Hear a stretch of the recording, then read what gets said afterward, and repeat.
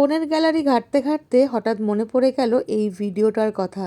আমরা যখন দীঘাতে গিয়েছিলাম, দীঘার পাড় থেকে একটু এগিয়ে আমরা ফুচকা খাচ্ছিলাম।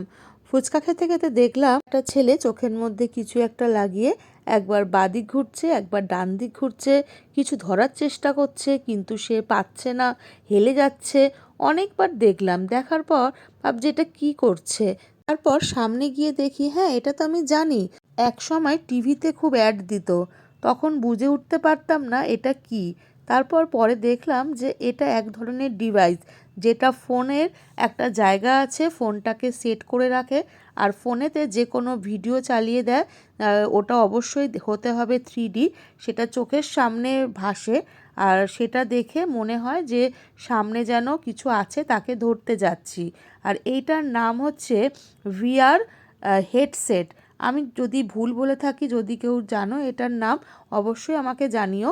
আর এই ধরনের মেশিন কোনো এক দেশে গরুকে লাগানো হয় চোখে, যাতে তারা ভিডিওর মাধ্যমে দেখে যে কচি কচি ঘাস খাচ্ছে। এইগুলো দেখে যতদূর সম্ভব তাই সেই সব গরুগুলো খুব ভালো দুধ দেয়। আর এটা আমার জানা ছিল, একটা ভিডিওতে আমি দেখেছিলাম, সেটাই তোমাদের সাথে শেয়ার করলাম। তো আমার তো দেখে ভালোই লাগছিল। আর শুধু মনে পড়ে যাচ্ছে যে চোখটা তো আমাদের এমনিই গেছে, এটার জন্য আরও যাবে।